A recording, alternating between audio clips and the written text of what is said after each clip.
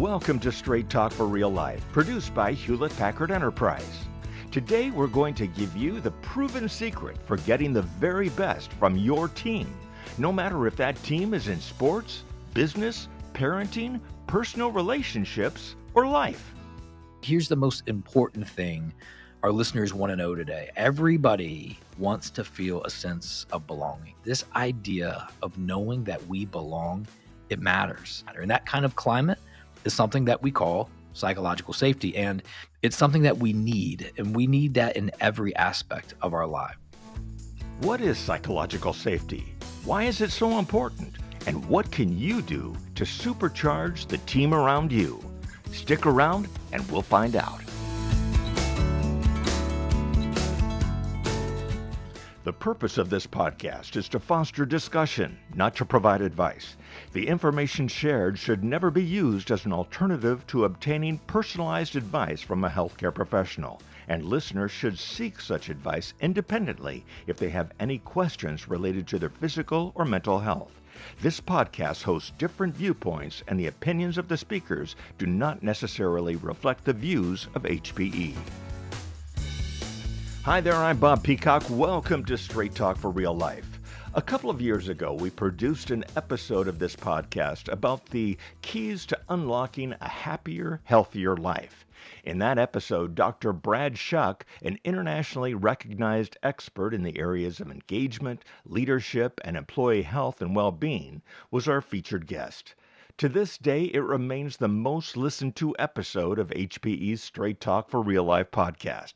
So if you haven't heard it yet, you might want to check it out. Today, I'm thrilled to welcome back Dr. Brad Shuck.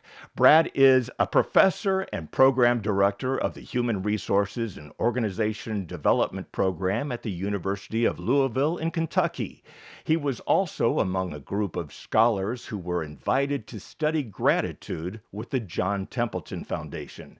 His research has been featured in numerous publications all over the world, including Forbes, The Washington Post, and Time Magazine. Brad, welcome back to the podcast. Bob, it is such a pleasure to be back with you and the HPE team today. Thank you so much for having me.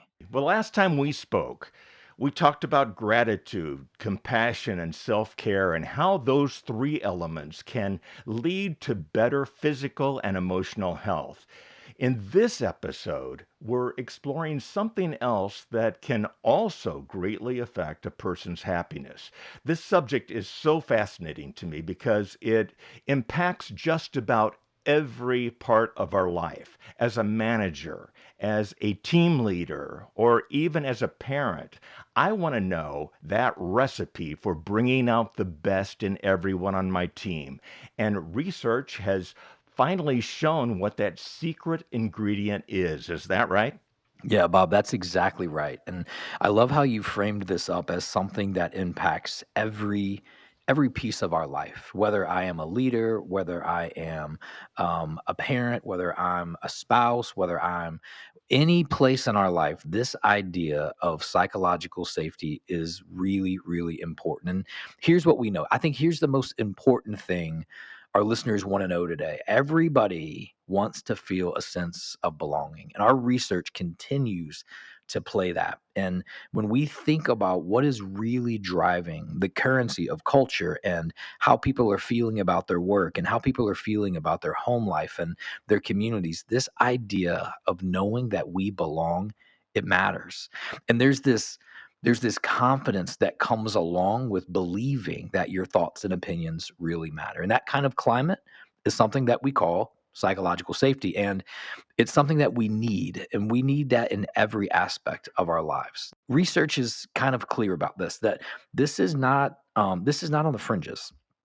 This is something that really matters to employees. It matters to everybody. In fact, in 2019, Gallup did a poll, and they indicated that only 3 out of 10 employees strongly agreed that their opinions counted at work. That only 3 out of 10 people said that they believe that people listen to them. And so, if we're trying to get the most innovative ideas from our team members, I mean, get the best solutions, and we want the best engagement, this idea of psychological safety is absolutely critical. And there's a bonus here as well. These same principles, the principles that we're going to talk about throughout this episode, they apply to our personal lives as well. And so, look, if you want a happier, healthier family, you want stronger relationships, you want your kids to thrive, then we have to make our families psychologically safe as well. So, if research says that only 3 out of 10 employees believe their opinions matter at work, the default way of thinking, the way a lot of people think, is my opinions don't matter. So, what is psychological safety and how does it change that default way of thinking? You want to create an environment where people feel they belong. I get that. But it's more than just being nice to each other. Is that right? Yeah, yeah, I think that's exactly right. I mean, one of the things that we talk about when we think about psychological safety is it isn't about rainbows and unicorns all the time. It isn't about just like playing nice all the time, but it's also not about being cruel. And I think about how lonely it feels when I don't feel like I can raise my hand in a meeting because I don't think someone cares about my opinion. It is look, this idea of psychological safety is about inviting people into conversations in ways where they can be themselves and they can be candid. It's about creating an environment where people believe that their thoughts and their opinions matter. And so as leaders, as, from my perspective as a dad, as a husband, it's about listening. It's about inviting and creating an environment that allow people to express their ideas and creating an environment where, and this is important, they don't feel like they're going to be judged or criticized for speaking up. And I think as leaders, that's really important to lean in. Do we create the kinds of environments where people believe that they won't be judged, even if they know we might disagree? And that happens at work sometimes, right? I think this is also, and I think this is an important point. This is particularly important for members of our work communities and our personal communities who have social identity groups that may traditionally been historically marginalized. And this idea of belonging is directly connected to issues of diversity, equity, and inclusion. In fact, one survey found that nearly half of all female business leaders they face difficulty speaking up in virtual meetings, and 1 in 5 reported being overlooked or ignored during video calls. This reminds me of some research that we did several years ago about dysfunctional work environments, and we asked people what is the one thing that happens to you that just feels really traumatic and it impacts you personally. And what we found was that people told us that when they felt ignored at work, that was a particularly traumatic experience. And so knowing that 1 in 5 might feel like they're being ignored is an amazingly alarming number. On the other hand, and on the other side of that, people on the autism spectrum, they may also feel this reality. People who maybe tend to be more introverted sometimes, we have got to think about everyone with this, that sometimes people may need extra time to express their thoughts. And as leaders, it's important to make sure that they have that time. So it's about creating an environment where you listen to everyone, you get their input. But as a team leader, what happens if you really disagree with something that someone is saying? How do you disagree without damaging psychological safety? Is it about responding appropriately versus reacting? Is that fair? Yeah, and so I think the word here really is around intentionality, right? And what is my intent? And how is that conversation unfolding in real time? And there's some training that comes along with this around how we create environments that are open enough and flexible enough and intentional enough that invites someone. I mean, think about if I disagree with someone and I'm willing to express that, that's a very vulnerable place for me to be. But if I'm in a psychologically safe environment, I am willing to raise my hand because I believe and I trust that when I share my opinion, that opinion is going to be valued.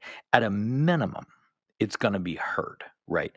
And sometimes at work, psychological safety is about being seen and knowing that not only am I seen, but I'm valued in that moment. And so leaders, they have to, perhaps sometimes there's a measured response. They're like, "Hey, thanks for that opinion. I really appreciate that. That's really helpful information. Hey, it's an interesting perspective."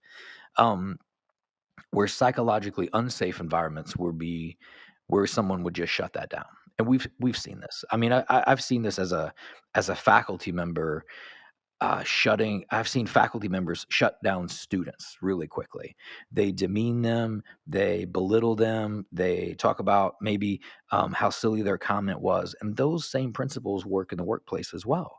And when people feel like they're going to be belittled or they're going to be judged or they don't feel like it matters, then they stop raising their hands in meetings. And that's a really psychologically unsafe environment. Sure. Does psychological safety include things like job security? Not really.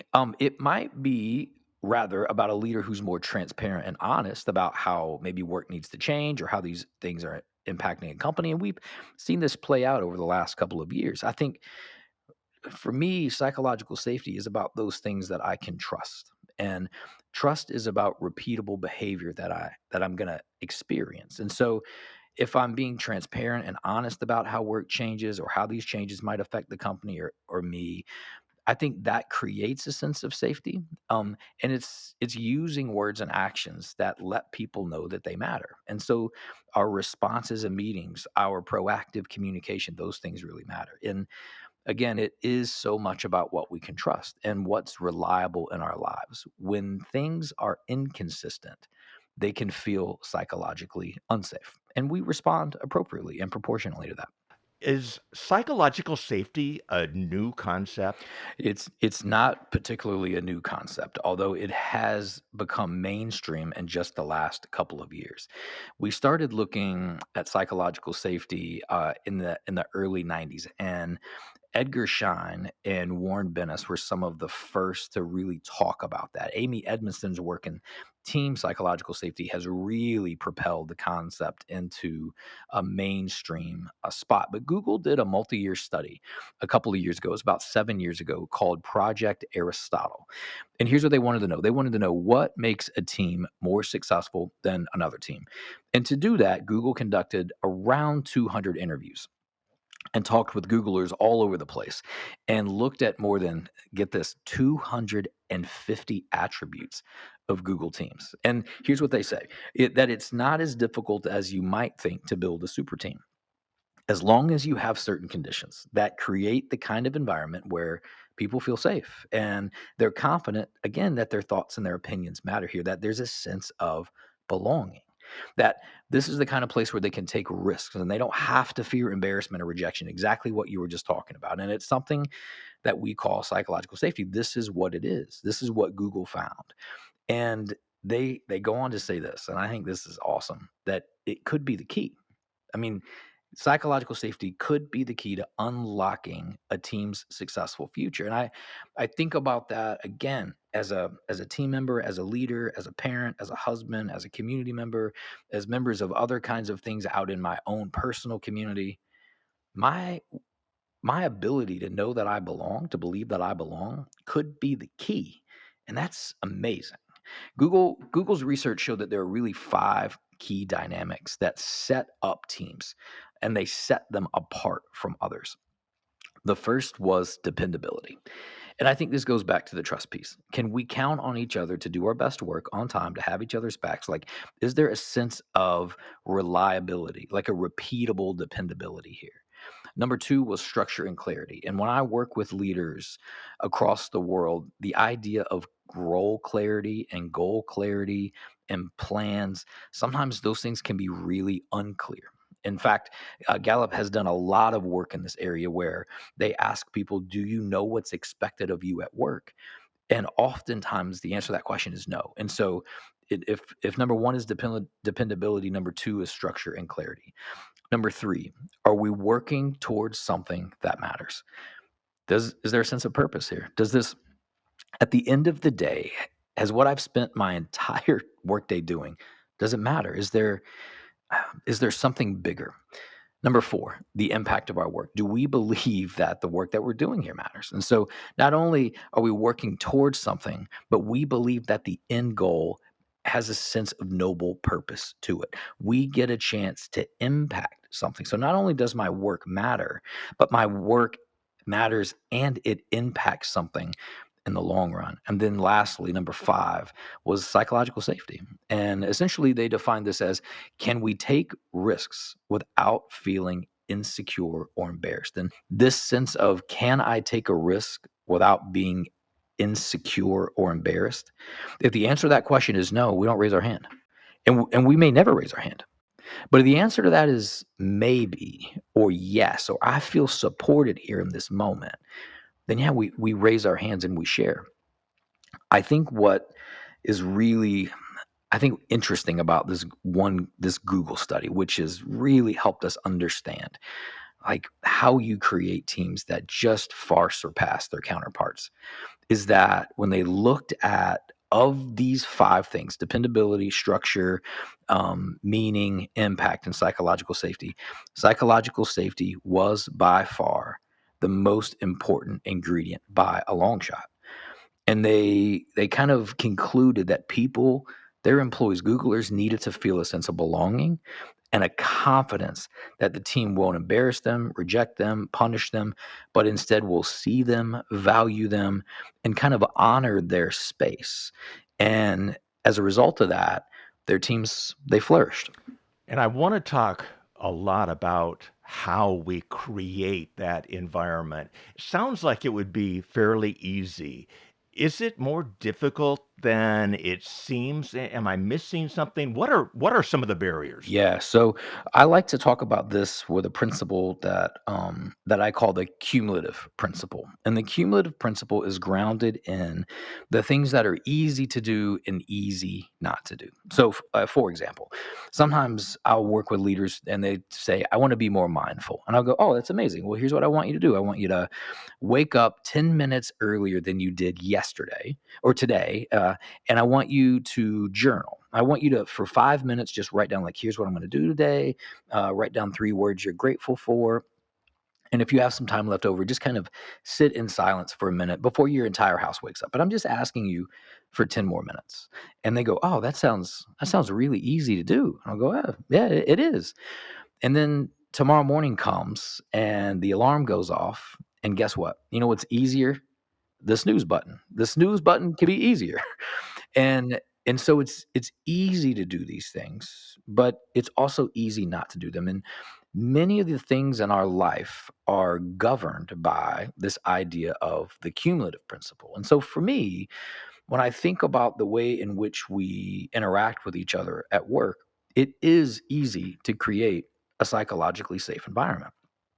It's also equally easy not to do, because there are, sometimes there are positionalities in place, there are intersectionalities, there's power at play, there's egos at play. And so it is about the small moments and how we treat each other every day, reliably, cumulatively, that works for us.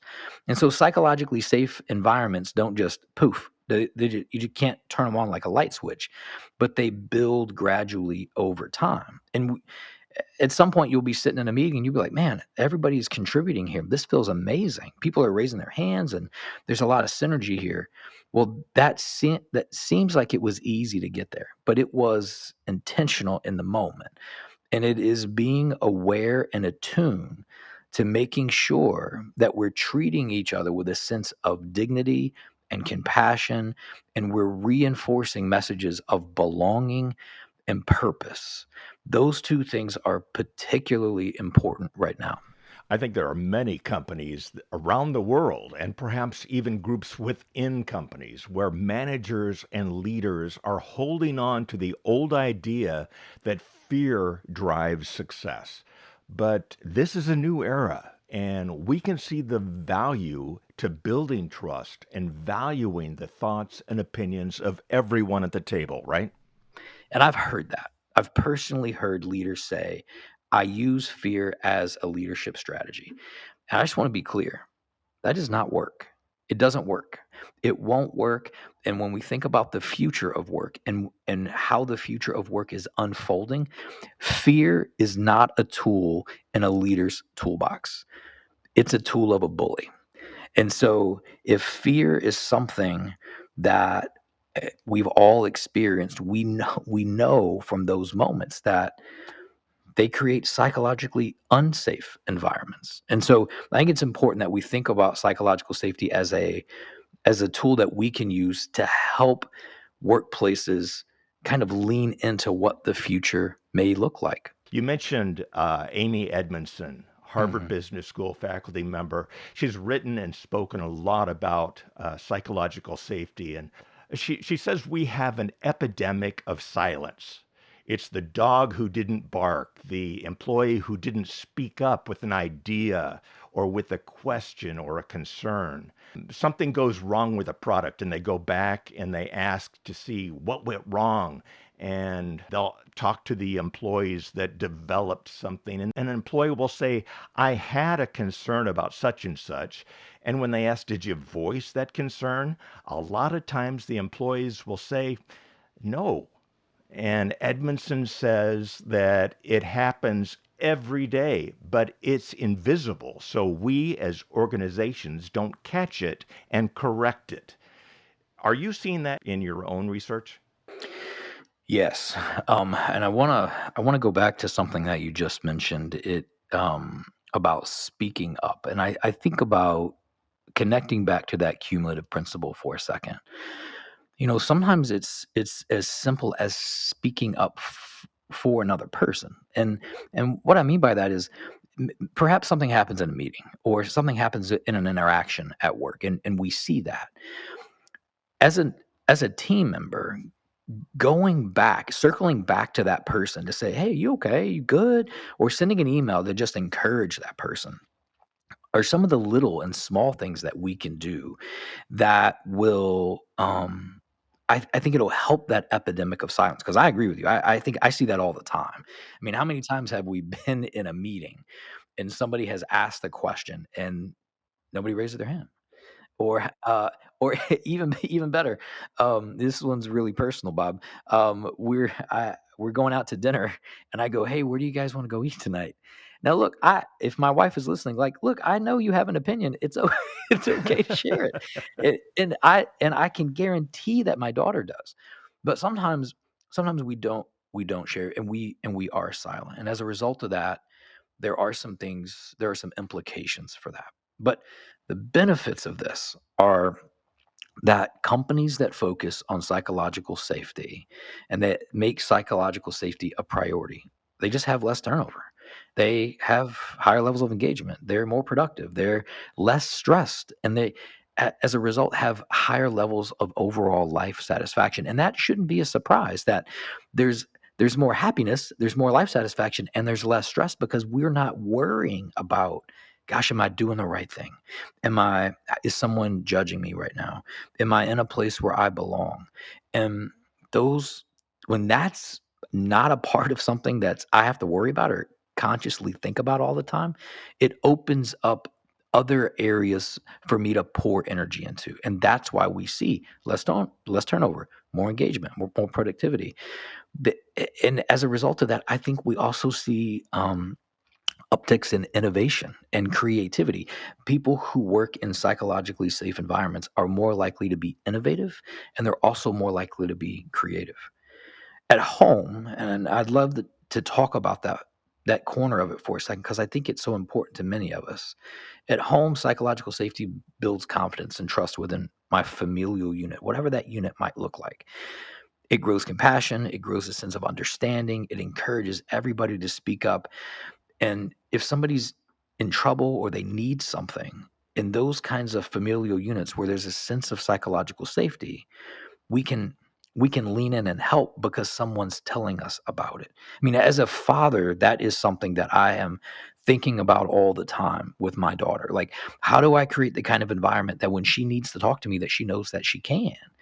And it means normalizing difficult conversations sometimes. It means being willing to say, I love you enough to say this. I care enough about you to intervene here. Or there's also a sense of accountability with it, right? Where psychological safety is about knowing where our boundaries are and ensuring that those boundaries remain intact. So these things are okay. But when we deviate outside of those, these things are not okay. I'll go back to your meeting example for a second to connect it to the workplace. We've all probably seen bad behavior in meetings, or we've seen bad interactions between colleagues. I think it's really important to say, hey, that right there is outside the bounds of what we're willing to accept as behavior here. We got to do something different. And it means encouraging those things that stay within those boundaries. Hey, here we treat people with a sense of dignity. Gosh, and I saw you call on Bob, and man, I saw him light up when he knew his idea was something that the team was going to lean into. Those kinds of moments, those are cumulative moments. They build for us over time. It's There's huge, huge benefits when it comes to this. And overall, I think just to kind of put a bow on this, that happier people are generally healthier. And our research at the University of Louisville continues to show that. On several occasions, I've heard author Patrick Lencioni speak about building effective teams. Mm, And one thing he talks about is how vulnerability based trust is one of the most important conditions in building psychological safety. yep. He says, and I quote, vulnerability based trust is the kind of trust where people can and will genuinely say things to one another like, I don't know the answer. I need help. I think I really messed this up, or I'm sorry, what I said yesterday was totally out of line. He says that when human beings can be that vulnerable with each other, it completely changes the dynamics of a team.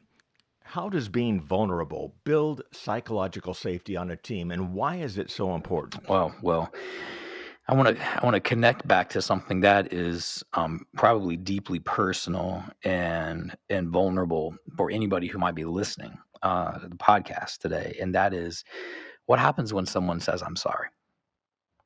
I think that's a really interesting moment, right? Where someone trusts you enough and trusts the environment enough to come back to say, "Hey, I'm sorry I messed this up. I just wanted to apologize." When someone does those kinds of things, when we create the kinds of environments that allow those kinds of conversations to happen, we're creating a sense of psychological safety. And a part of that is being vulnerable in the moment. Oftentimes this takes reflection, right? Like I may go home and on my drive home, I'm thinking like, man, I could have handled that better. I need to let that person know that I'm sorry. I think I think those two words are some of the most underutilized and most powerful words that we can use as leaders when something doesn't go the way that we hoped it could go, or if we could have handled that situation a little bit differently.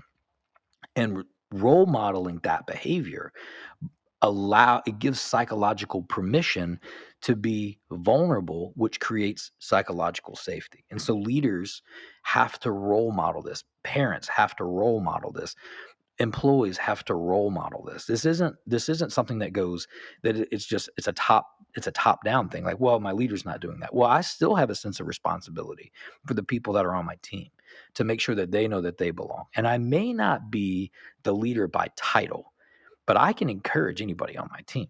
I can circle back with somebody, be like, "Hey, I'm sorry I did this. I messed this up. How do we make this better?"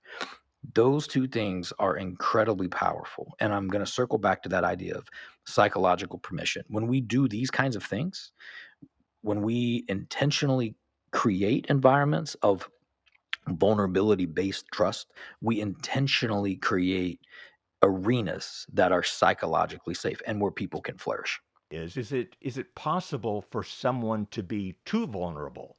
If you open up to your team about a problem or an issue that you're facing, isn't there a fear that people might judge you or your ability to do your job? This is something I've thought a lot about. The answer to that is yes. I think it is possible to classically overshare information, and a leader's got to have the ability to read the room. But I think what we're talking about here is is saying, here's how I'm feeling in the moment.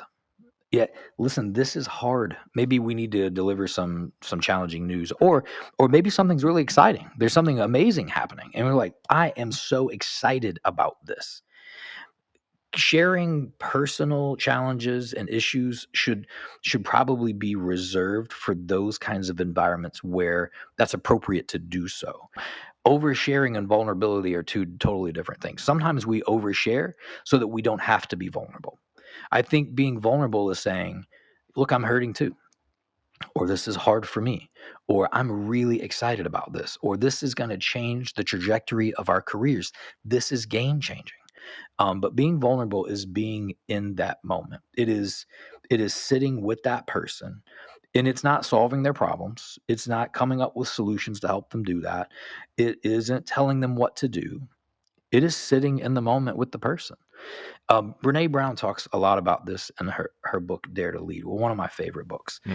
and she talks about uh, traveling with a colleague who was going to miss a very important game, athletic competition from one of her daughters. And they did everything they could to get home, everything they could to get home, but they are stuck in this airport. And Brene talks about how the woman is sitting in the airport and she's just crying. And so Brene goes over and she doesn't say, "Hey, I know how this feels. Yeah, I've had to miss events in my life too. Oh, yeah, this is terrible." No, she looks at her and says, "This is hard, and I'm sorry." And she just sits with her.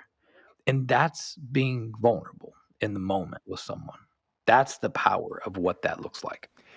In these times when our behavioral health is major concern, our mental health, anxiety, stress, instability, and fear are at all time highs, Yeah. I would guess that psychological safety is even more important than ever. Yes. In a word, the mental health, anxiety, stress, instability, fear, it's all around us. And so behavioral health is a is an elevated area that I think people are thinking a lot more about these days. There's no doubt about it. And in the workplace, 89% of employees from this research came from the Pew Research Center. 89% of employees believe that psychological safety in the workplace is essential, and it ranks as one of the top qualities and behaviors for corporate leaders. I think about what happens when we work and live in places where we can lean into this idea of psychological safety. It it provides an opportunity where perhaps stress is reduced, anxiety is reduced, instability isn't so unstable. And I think part of that is I'm going to go back to that idea of belonging. Um I'm reminded of a time where my daughter and I were outside together and we were picking up sticks, and I know that's everyone's favorite thing to do outside. And I told her, I said, if you fill up this bucket, I'll pay you $1 per bucket, which is a pretty reasonable rate for, picking up sticks. And I said, I'll help you do your first bucket, and then I'm gonna go do some other things on the other side of the yard. And she was like, that sounds great, Dad. I'd love to do that. And so we start picking up sticks, and we get about half the bucket full. And then I say, hey, I'm gonna go over here and do this other thing. She immediately stops. She Because she doesn't belong. There's no sense, like, we can do hard things when we know we trust our team, or when there are people alongside us. We can do things that are difficult. We can do things we may not want to do, like pick up sticks or have difficult conversations. When we believe that somebody is in the arena with us, in the moment with us, we can do anything. But when we feel like we're isolated, which is the opposite of psychological safety and the opposite of belonging, anxiety is super high, stress is super high, fear is super high. But when we're with people who we know love us and care for us and value us and see us, we can do anything. And I think that's why psychological safety becomes so important of an idea, not only in the workplace, but also at home. Totally agree. Okay, so let's get down on the weeds here. Talk about how we cultivate psychological safety at work and even at home. Yeah. So part of this is about understanding roles and responsibilities. It's about understanding and having clarity in those areas, but also how they connect to this idea of purpose. So I know what I'm supposed to be doing.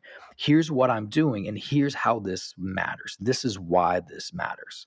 I think it's also important for leaders to role model and to set that tone and to give that sense of psychological permission to be vulnerable in the moment, to create psychologically safe environments, to be curious, to ask questions, maybe to even exhibit like a tolerance for mistakes. Like, yes, this happened. Let's think about how we can avoid this next time. How we react in the moment will be what people remember the next time that comes up. And so if my leader flies off the handle when I make a mistake, guess what? I trust that. I trust that every time I make a mistake, I'm going to get yelled at. Same thing at home, right? I If I respond negatively to my family, or I fly off the handle about something, the next time that comes up, they trust that that's the response they're going to see.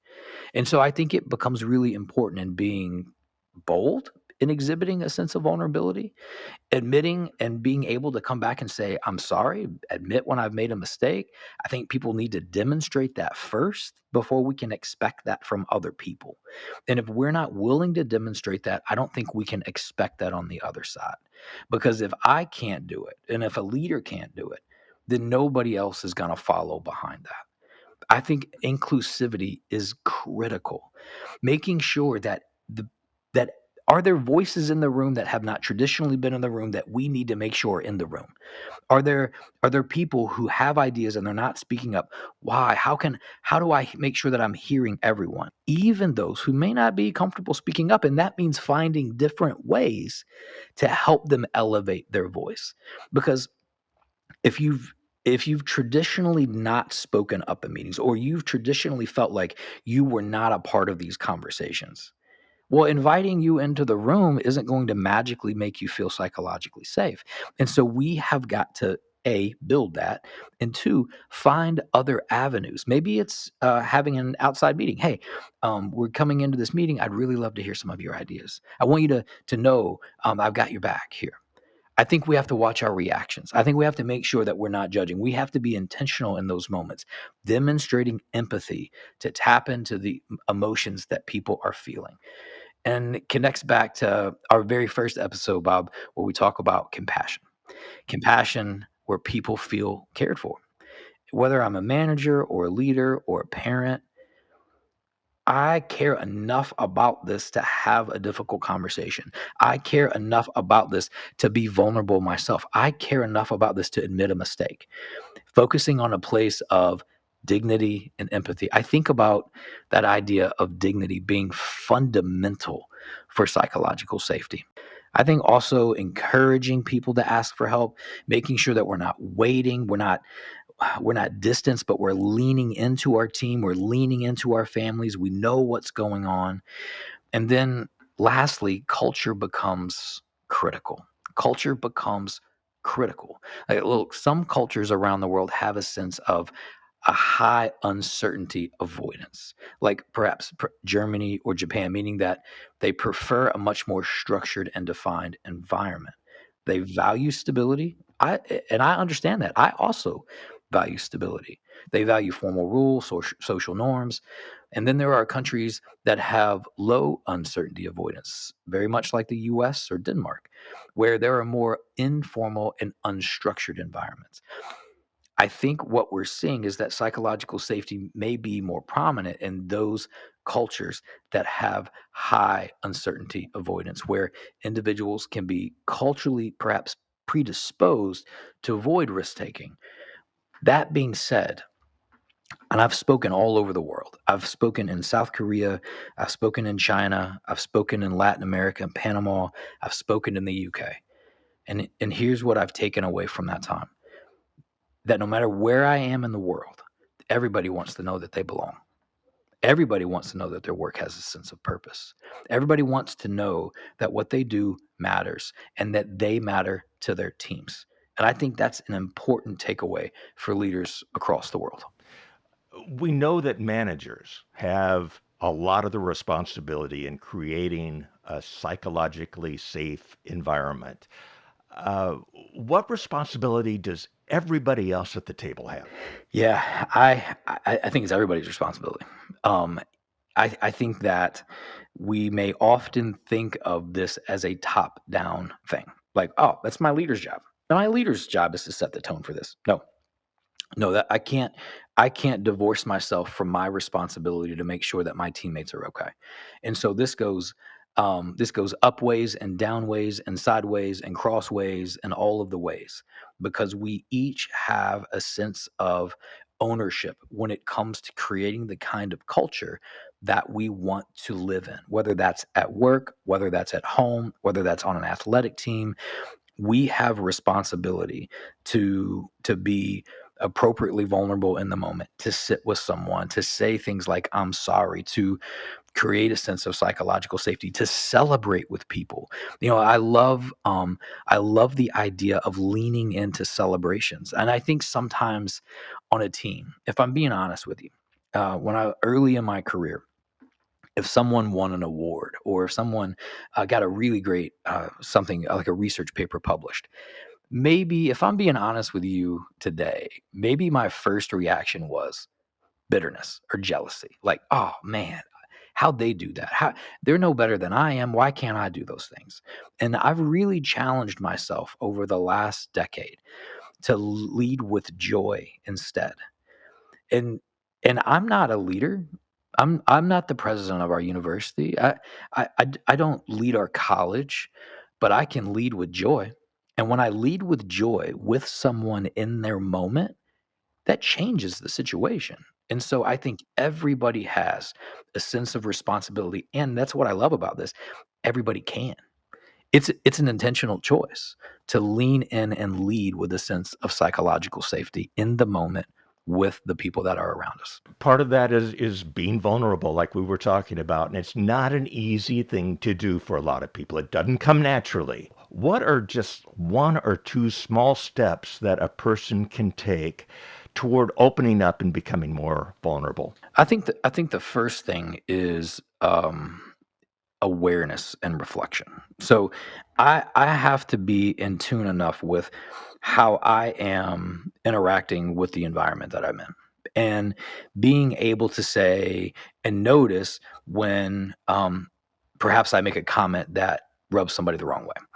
And not saying things like, well, I don't mean to be judgmental, but I mean, we know what comes after that, or I don't mean to be mean, but I think being aware of our own situation, I think it starts first here, individually. And the awareness, the reflection becomes really, really important.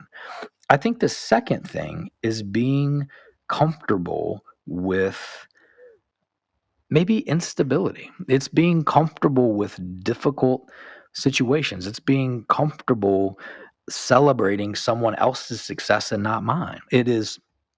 It's kind of an inside outside shift, if you will. My friend Rob Holman, who is one of the world's great leadership speakers and experts, talks about leadership as an inside outside process where at some point I shift my perspective from me to you. And that inside out shift, what I'm finding is transformational in moments. And that comes from awareness and reflection. And so those would be the two things I think I would say is I do think it is about awareness, and it is about a shift that we make. I mean, I think about even as myself as a dad, like I care so deeply about my family. I mean, I care deeply about my wife and my daughter that I would much rather elevate their successes than anything I would ever do.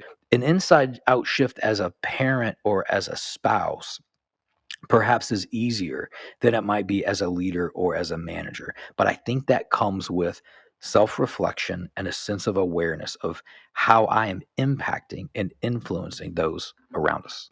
What are some things that leaders, all of us might be doing wrong that could be inhibiting a psychologically safe work environment or home environment? Boy, this is a hard question. Um, I think there are a couple of things, but they're not. They're honestly they're not fun to talk about.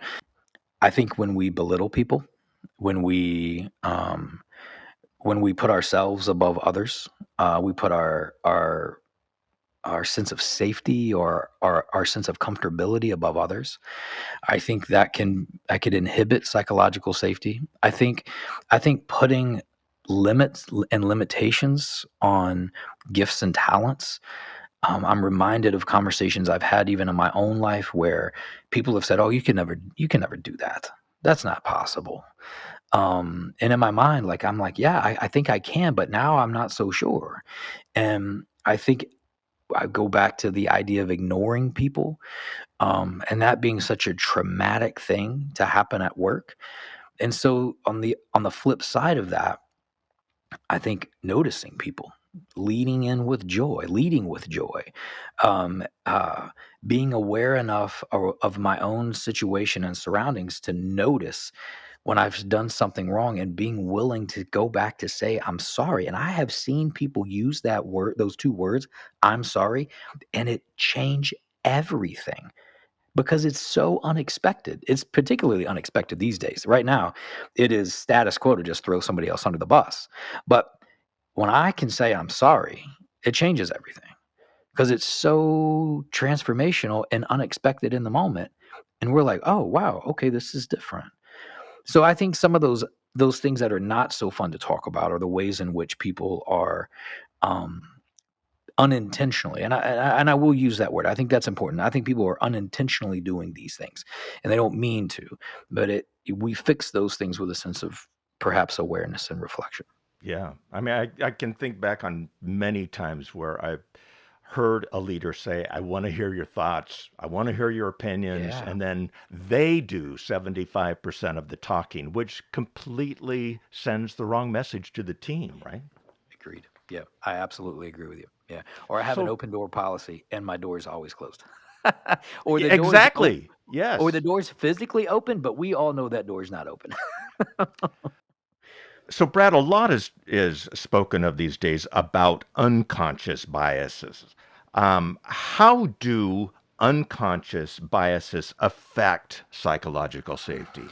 Yeah, Bob, that's a great question. I think unconscious biases can impact psychological safety by unintentionally uh, road blocking well-intended uh, ideas and outcomes. And so, for example, um, perhaps some listeners have been interrupted while they've been talking, and someone kind of over explains something to them. Perhaps someone, based upon an unconscious bias, might speak to someone in a different way. They may not know that they're doing it. It's unconscious. They're unconsciously biased about it, but they are creating an environment that is almost saying, there's a sense of less than, or you need my help to do this. You need my support to do this. And so I think it's really important to connect to this idea of psychological safety back into diversity, equity, and inclusion initiatives within any organization. And how I see others, how I view and experience the world, and knowing this could impact my ability to create environments at work and at home that are psychologically safe. Absolutely. And speaking diversity, of course, is so important to any team. If you have a team that is mostly made up of people who are the same age group, the same race, the same gender, even religious beliefs, you're missing that diversity of thoughts and backgrounds. And that can be very important to the value of diversity is hearing from everybody.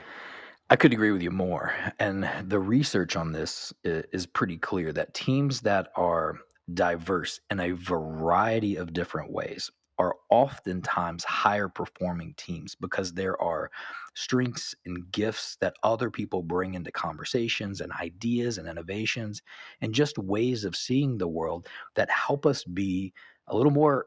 fully rounded in our conversations and in the ways in which we lead and we work together. And so I could not agree more that diversity on a team in its many, many intersectional forms is critical to success, absolutely critical, and to creating environments that are psychologically safe. What should a team member do if they feel they are in a psychologically unsafe environment? I get help. I think talking with someone becomes really important, and talking to somebody that we trust, and that may be different people in different contexts. So, at work, you may have someone that you trust enough to be like, "Hey, let me just run some things by you." Like I have somebody like that at work, and recently I was in a meeting. Somebody said something. It kind of caught me off guard for a second, and I kind of wobbled in my thinking. And a couple of hours later, I called this colleague and I was like, "Hey, I just want to check myself here. Is what I thought I heard what I heard?" And she said, "No, no, no, no. No, actually, here's what I think happened in that meeting." And I was like, "Oh, okay, that's really good." But if somebody doesn't feels like they are in a psychologically unsafe environment, I think it becomes important to talk to somebody, and somebody who you trust to be honest with you about the situation. In some places, if you're in a psychologically unsafe place, I perhaps reaching out to a mental health professional would be a really healthy thing to do. And I love how we are destigmatizing mental health, and we're elevating that to a conversation of just as much as I would encourage somebody to go to their physical doctor if they're physically sick, that we reach out to mental health professionals and we normalize talking about our feelings. Absolutely. And at HPE and at other companies, I think the company's EAP, the Employee Assistance Program, is a great place to start. The people there have the expertise that can really help you. It can also help people leaders who want to address psychological safety. So, Brad, we've talked about how you can apply these same principles at home or at work. To close this episode, I'd like to ask specifically about what psychological safety looks like at home. Wow, this is personal for me in many ways, because I think about my role. I think about all the roles that I have, perhaps the hats that I wear, and perhaps there isn't a more important role to me personally than that of being a part of my family unit. And when environments are psychologically unsafe at home, I think what you see is disconnected families. You see families who don't talk. You see manifestations of behaviors that someone may not be proud of. And so oftentimes, since we're talking about work and home here and kind of blurring those lines, we often we often give the worst to the people we love the most. Like I, I reserve perhaps the best time of my day for my work time, and sometimes my family gets my leftovers. Mm. And psychologically unsafe environments, I think what we see is dysfunction, disconnection, disengagement.